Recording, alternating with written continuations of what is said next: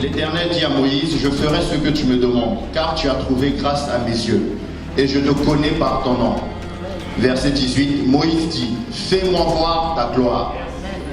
Verset 19, l'Éternel répondit, je ferai passer devant toi toute ma bonté, et je proclamerai devant toi le nom de l'Éternel.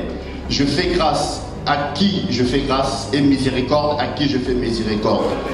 Verset 20, l'Éternel dit, tu ne pourras pas voir ma face, car l'homme ne peut pas voir ma face, car l'homme ne peut me voir et vivre.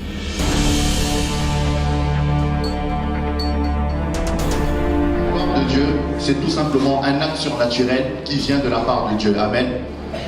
Mais ici, dans ce passage, on voit que Moïse, au verset 18, a demandé de voir la gloire de Dieu. L'Éternel lui a répondu au verset 20. Il lui a dit, nous allons lire, tu ne pourras pas voir ma face, car l'homme ne peut me voir et vivre. Amen. Le Seigneur lui a répondu cela parce que cela correspondait à l'ancienne alliance. Amen. Mais pour nous, ce matin, je suis venu t'apporter une bonne nouvelle. C'est que pour nous, depuis la venue de Jésus-Christ et surtout depuis sa résurrection, nous avons maintenant la possibilité, nous, de pouvoir voir la gloire de Dieu. Amen. La gloire de Dieu est visible pour nous maintenant. Romains chapitre 3, versets 23 et 24. Et la parole. Car tous ont péché et sont privés de la gloire de Dieu, et ils sont gratuitement justifiés par sa grâce, par le moyen de la rédemption qui est en Jésus-Christ. Amen. Ce qu'il faut comprendre, c'est que nous sommes tous pécheurs et normalement nous n'avons pas le droit de voir la gloire de Dieu. Amen. Mais au verset 24, on nous dit que nous avons été gratuitement justifiés par sa grâce, par le moyen de la rédemption qui est en Jésus-Christ. Donc c'est la rédemption de Jésus-Christ, c'est sa résurrection, sa mort à la croix et sa résurrection qui nous donne aujourd'hui l'autorisation, qui nous donne l'accès à voir la gloire de Dieu désormais. Donc si tu veux voir la gloire de Dieu dans ta vie, tu dois t'assurer premièrement déjà d'être en paix avec Dieu. C'est la première des conditions. Mais il y a des critères bien aimés pour pouvoir voir la gloire de Dieu. Ce sont ces critères-là que je vais définir avec vous ce matin. Parce que la gloire de Dieu est visible pour tous, mais tout le monde ne la voit pas non plus, tout le monde ne la vit pas. Donc il y a des critères à respecter pour pouvoir voir la gloire de Dieu. Le premier critère, c'est que tu dois croire pour pouvoir voir la gloire de Dieu. Jean chapitre 11, verset 40. Il est dit, si tu crois, tu verras la gloire de Dieu. Donc tu dois croire pour pouvoir voir la gloire de Dieu dans ta vie. Jésus lui-même, quand vous regardez dans la Bible, il y a certains miracles qu'il n'a pas pu faire parce que c'était dû à l'incrédulité de certaines personnes. Dans Matthieu chapitre 13 au verset 58, si vous le lisez chez vous, vous verrez que Dieu n'a pas pu accomplir de miracle, il est parti parce qu'il était face à des incrédules, des gens qui ne croyaient pas. Donc pour pouvoir voir la gloire de Dieu, premièrement, tu dois croire. Deuxièmement, tu dois affectionner la manifestation de la gloire de Dieu. Ça veut dire que tu dois aimer la manifestation de la gloire de Dieu. Jean chapitre 12, verset 42 à 43. Troisième critère, tu dois t'approcher de lui. Si tu veux voir la gloire de Dieu, tu dois être proche de Jésus. Jean chapitre 2, verset 11, on va lire ce passage rapidement. Je lis la parole de Dieu. Tel fut à Cana en Galilée le premier des miracles que fit Jésus. Il manifesta sa gloire et ses disciples crurent en lui. Amen.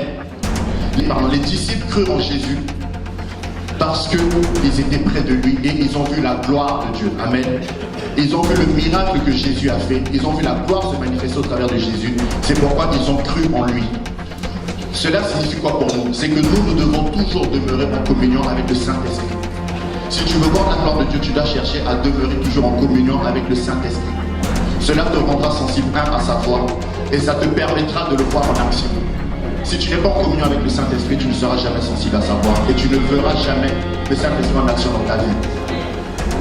Vous pouvez noter Jean chapitre 10, verset 27, vous pourrez méditer également. Galates chapitre 4, verset 6. Jean chapitre 14, verset 26. Quatrième critère qui nous permet de pouvoir voir la gloire de Dieu, apprendre à faire confiance à Dieu.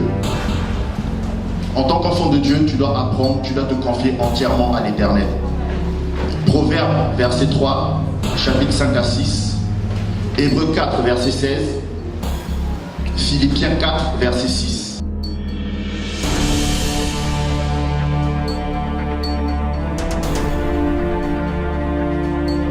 Cinquième critère, tu dois obéir. Tu dois être obéissant si tu veux voir la gloire de Dieu dans ta vie. Bien aimé, il n'est pas possible de voir la gloire de Dieu dans ta vie si tu n'es pas obéissant. Parce qu'il est dit que l'obéissance vaut mieux que les sacrifices. Vous pourrez le voir dans Éphésiens chapitre 4, versets 30 à 32. Enfin, le sixième critère, et dernier critère pour pouvoir voir la gloire de Dieu se manifester dans ta vie, tu dois t'attendre à ce que le Seigneur réponde à tes prières. Amen. Quand tu pries, tu dois t'attendre à ce que le Seigneur, à ce que l'Éternel réponde à tes prières. Lamentation 3, Lamentation chapitre 3, verset 26. Si on peut le lire rapidement.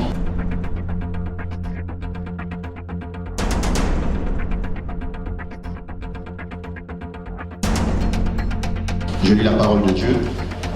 Il est bon d'attendre en silence le secours de l'Éternel. Amen.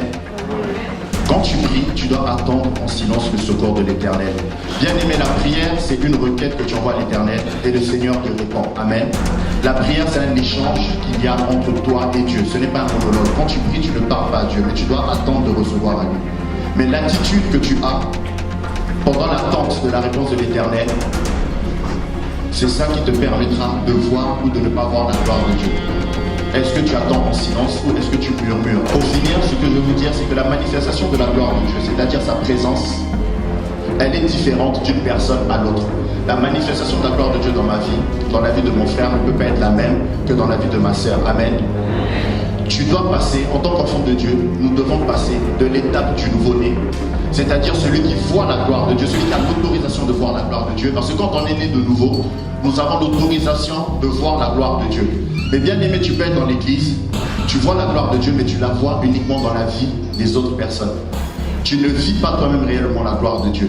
Donc tu dois passer de cette étape, de celui qui voit la gloire de Dieu, à celui qui vit et qui entre dans la gloire de Dieu.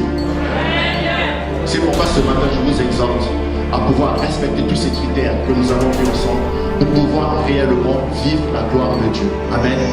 Que Dieu vous bénisse.